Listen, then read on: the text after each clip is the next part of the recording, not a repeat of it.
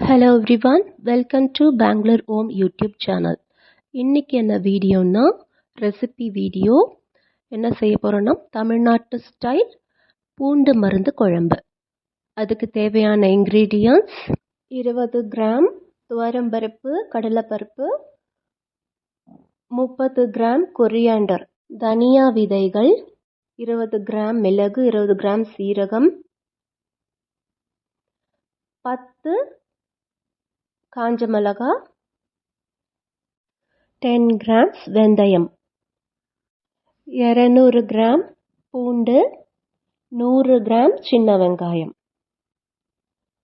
தேவையான அளவு கல்லுப்பு, 1 ஸ்பூன் மஞ்சள், 1 ஸ்பூன் வெல்லம், 1 ஸ்பூன் பெருங்காயம், தேவையான அளவு நல்லெண்ணெய் ஊற்றிக்கலாம், 10 கிராம்ஸ் கடுகு, ஒரு எலுமிச்சப்பழ அளவு புளி.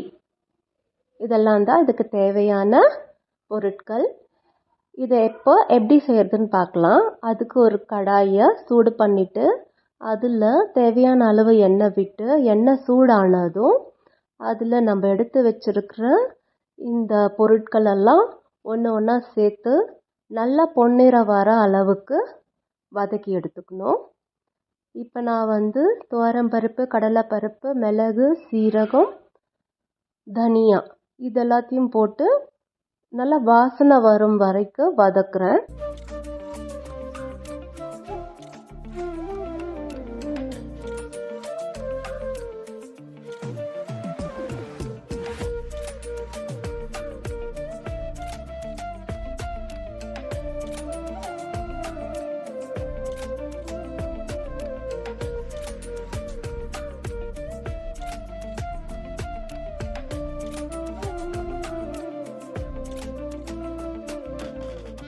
இப்போ இதில் வாசனை வர ஆரம்பிச்சிச்சு. இப்போ நம்ம எடுத்து வச்சிருக்கிற காஞ்ச மிளகாவை இதோட சேர்த்து வதக்கிக்கலாம்.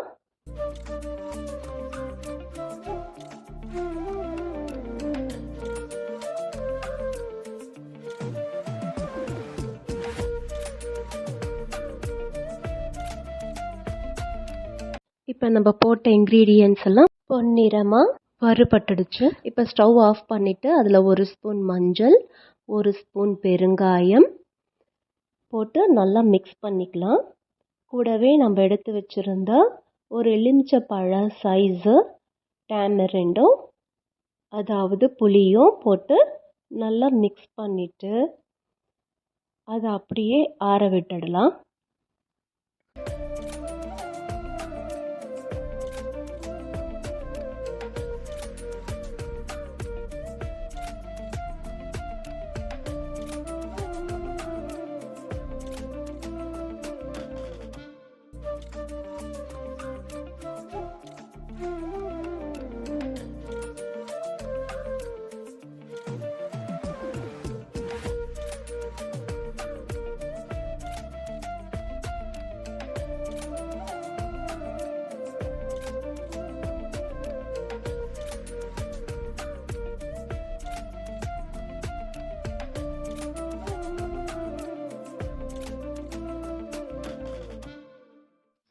இப்போ நான் இதை மிக்ஸி ஜாரில் ஷிஃப்ட் பண்ணிவிட்டு ஆற விட்டுடுறேன்.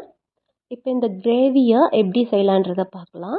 அதுக்கு முதல்ல கடாயை ஹீட் பண்ணிவிட்டு அதில் தேவையான அளவு நல்லெண்ணெய் விட்டுக்கணும். நல்லெண்ணெய் விட்டு நல்லெண்ணெய் சூடானதும் நம்ம எடுத்து வச்சிருக்கிற கடுகு போட்டு நல்லா பொரிய விட்டுடணும். இந்த மாதிரி கடுகு நல்லா பொரிஞ்சதும் அதில் நம்ம எடுத்து வச்சிருக்கிற சின்ன வெங்காயம் சேர்த்து நல்லா வதக்கணும்.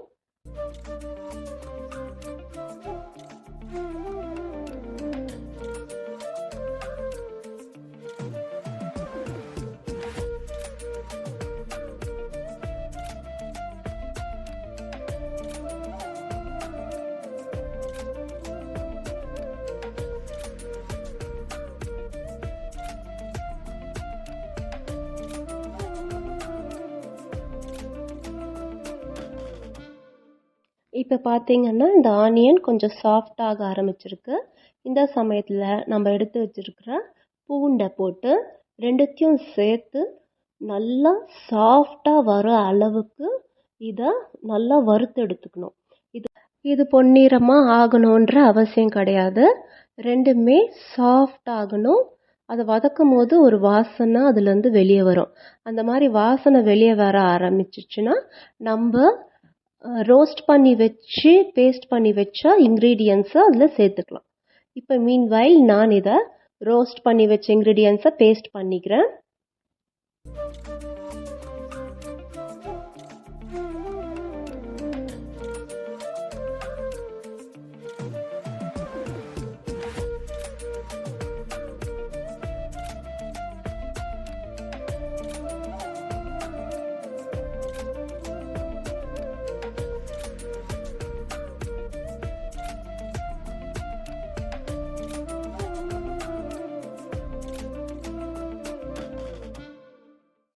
இப்போ இதுலேருந்து வாசனை வெளியே வர ஆரம்பிச்சிடுச்சு. இது சாஃப்டாகவும் ஆயிடுச்சு. இப்போ நான் எப்படி இந்த ரோஸ்ட் பண்ணி வச்ச இன்க்ரீடியன்ஸை அரைச்சிருக்கிறேன்ட்டு காமிக்கிறேன். இந்த மாதிரி நைஸாக முழமுழன்ட்டு நல்லா அரைச்சிக்கணும். இந்த மாதிரி அரைச்ச பேஸ்ட்டை இப்போது இந்த வறுத்த வெங்காயம் பூண்டில் சேர்த்து நல்லா மிக்ஸ் பண்ணிக்கலாம்.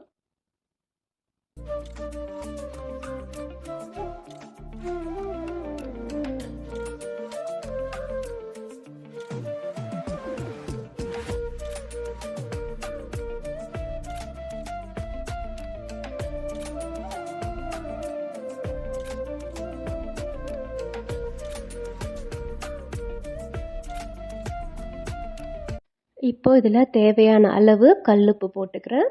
கூடவே தேவையான அளவு தண்ணியும் ஊற்றிக்கிறேன். ஊற்றிட்டு நல்லா மிக்ஸ் பண்ணி விட்டுட்டு இது மேலே தட்டு போட்டு மூடி வச்சிடணும். ஃப்ளேமை லோ பண்ணிக்கணும். லோ ஃப்ளேமில் ஒரு 5 minutes இதை அப்படியே கொதிக்க விட்டுடலாம். இந்த கிரேவி ரெடி ஆயிடுச்சு அப்படின்ட்டு நம்ம எப்படி தெரிஞ்சுக்கலான்னா, நம்ம ஆட் பண்ண எண்ணெய்லாம் மேலே மிதந்து வரும். அந்த குழம்பு பார்க்கும்போதே தேன் மாதிரி இருக்கும். அந்த மாதிரி இருந்துச்சுன்னா இந்த கிரேவி ரெடி ஆயிடுச்சுன்னு அர்த்தம். இப்போ நான் இந்த கிரேவியை ஒரு தட்டு போட்டு மூடிட்டு ஃப்ளேமை லோ பண்ணி ஒரு 5 minutes விட்டு ஓப்பன் பண்ணி பார்த்துருக்கேன்.